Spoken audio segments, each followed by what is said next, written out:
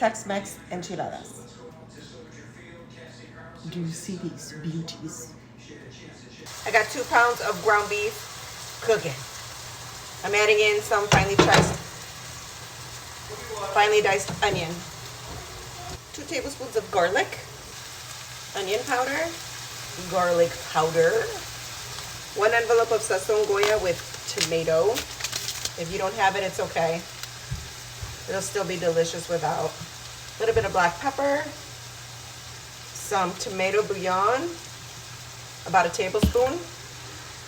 I'm gonna add about 2 tablespoons of tomato paste, only because I don't have tomato sauce, but you can do either or. If you use tomato sauce, just use a little bit less water. If you use tomato paste, maybe a little bit more water, but the flavor's gonna be the same.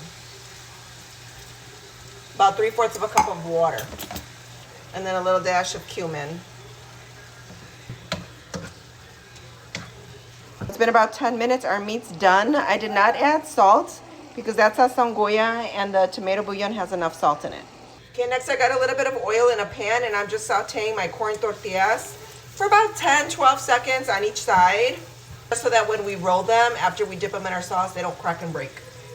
And then take them out. Drain the extra oil and keep going. Okay, now let's go ahead and start our sauce. I got 4 tablespoons of oil in there. I'm gonna add 4 tablespoons of flour. I'm adding 2 tablespoons of chili powder, about a good teaspoon of onion powder, about a tablespoon of garlic powder, about a teaspoon of cumin, about a tablespoon of smoked paprika,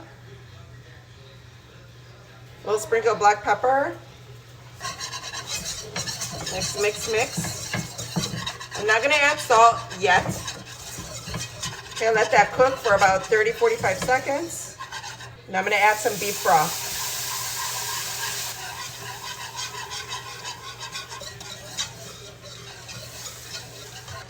I didn't add salt because the beef broth can be a little salty, so I'm gonna taste it first. You're gonna make it to the consistency that you like. If you like your sauce pretty thick, less beef broth.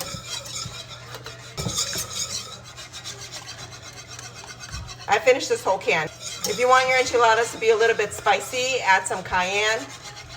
Okay, so I tasted it and it can use a little bit of salt. Make sure you keep whisking it so it's not grainy. Okay, my sauce is done. That's the consistency I like. It's not too thick, it's not too thin. It just coats the spoon perfectly. A little bit of sauce at the bottom of my pan. Just a little. I'm gonna use Mexican style cheese for this. Your tortilla, remember we already cooked it in oil for a couple seconds. It's really still soft still. Give it a dip in your sauce. Put some meat in there. You can put cheese inside if you want them extra cheesy. I'm just gonna put the cheese on top, but you can if you want to. Give them a roll and put them on your baking dish. And keep going.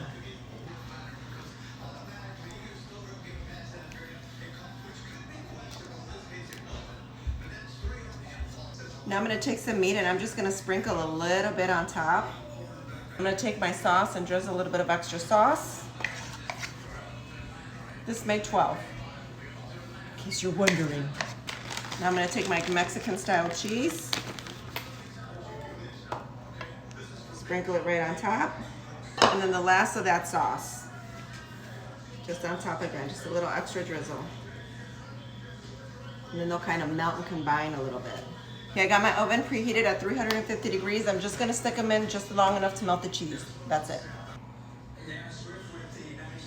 Y'all have my authentic Mexican enchilada recipe. This is Tex-Mex.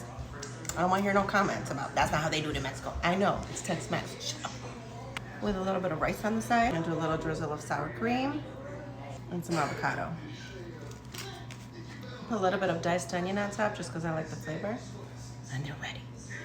Delicious. What up, what up? These boys are my favorite ones right here. This is the real deal. I like mine with extra meat for all y'all out there in the world. Go Bears!